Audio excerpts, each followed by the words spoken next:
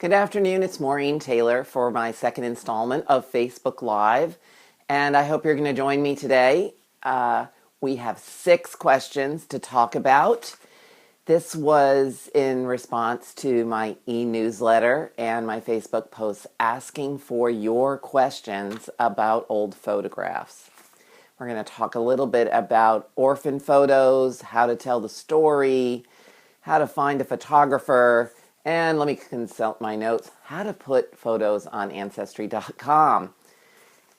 So let's get started. Arlene wrote that she doesn't have a lot of old family photos. And Arlene, you're not alone. In fact, my family photo collection starts about 1900. I have just a few 19th century photographs, which is why I really love looking at all of your photos. And she wants to know how she can find new pictures of her family.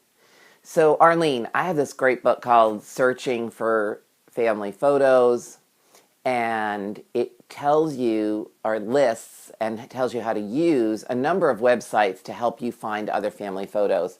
And the topic is something I actually talked about with Scott Fisher of Extreme Genes podcast just yesterday. So you'll be able to listen to that on his website in just a couple of days.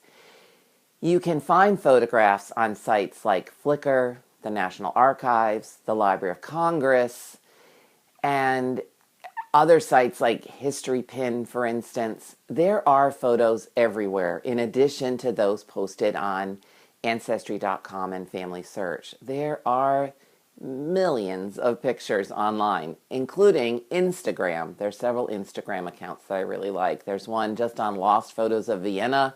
There's one on Lost and Found Photos of Chicago. So if either of those cities fit your family, Arlene, you should take a look at their Instagram feed. So Deborah writes that she often goes to antique shops and loves to see the identified photos that are sitting in the bins waiting for people to buy them. Those are known as instant ancestors, by the way, for people that buy them just to hang them on their walls. But she wanted to know, is there any way we can identify antique photos that are not part of your family collection and to write their family stories? Absolutely. Absolutely. So I do a little bit of this myself. It's called the Orphan Photo movement, where you buy photographs with a name on them and then you treat them like family, and you look at Ancestry.com, you look at Family Search, you look at Find My Past or My Heritage, and you research those people like they're your ancestors. And the reason you do that is to then try to find descendants. Now, the family trees that are online make that pretty simple. The biggest problem is often the people that I reach out to never write back. So I think that in some cases these photos end up in those antique stores because nobody really wants them. There's really no direct descendants. So you might have to dig a little further for that, and that's what I do as well. Now, as far as telling their stories, I love a good story, and there's nothing that starts me off with a good storytelling moment like an old photo. You can follow me on Instagram at Photo Detective and see some of the stories I've written. I've also, Deborah, written some stories on my blog about old photos. And you can use the tips that I share in those columns to do something with the photographs that you might buy in an antique shop. Trudy wrote that she has a stack of unidentified tintypes, and if I had to list in order the photographs that go the most unidentified, anything in a case like a daguerreotype or an ambrotype, and anything that's on tin without a paper sleeve, those are usually unidentified because there's no real place to write the identification on the picture. And that's a real problem. So what is she going to do first, she wants to know. Should she start by sorting by clothing styles? Do you think I'd be able to identify the person? And she just wants any general information on how to get started. What I would do with that stack of unidentified tintypes is I would find a clean surface, like even a folding table or a clean dining room table put a tablecloth down, and then put all of those tintypes out on the table and see what you see. Because sometimes families went to the photo studio together. And so you may be able to match up individuals that went to the studio and posed with the same furniture, the backdrop, a prop that's on the table. Sometimes people wear similar clothing, like two sisters make the same dress, but they put a different collar on. I've seen all kinds of things, and that's where I would start.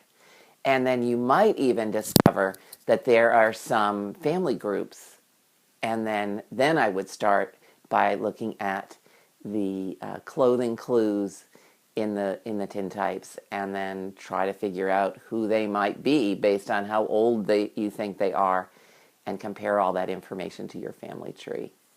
But Trudy, it's definitely possible to identify those unidentified images. James wrote with a frustrating question. He was really annoyed that he couldn't figure out how to put a photo on Ancestry.com and link it to a specific person. So I created a little video that's on my Photo Detective Facebook page and is also on YouTube. And it's a 3-minute video on how you can attach photographs to a particular person on your Ancestry family tree. John Thomas wrote, and he had a question about printing on fabric. John, I know what you mean. I have my grandmother's picture on a piece of silk. It was taken probably around her 18th birthday, and it is beautiful. Photographers could print on anything that they could treat with photo chemicals, and sometimes that's leather, sometimes it's fabric, sometimes it's paper. You can find photographic buttons and rings and pins and earrings. The photo jewelry is absolutely gorgeous.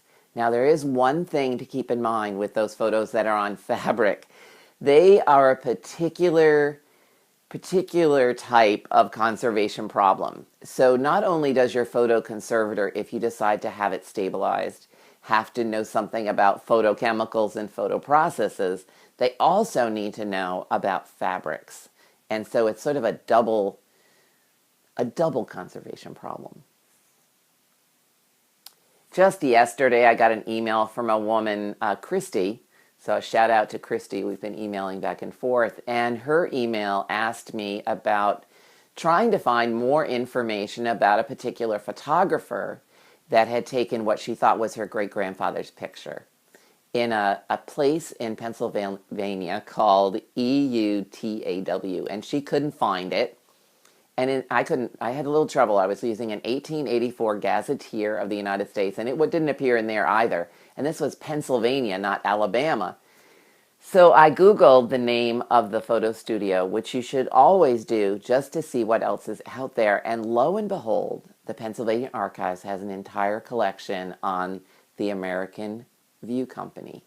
And it says right in the description on their website that most of the photographs in that collection are unidentified, but the View Company went door to door taking pictures of people in front of their houses.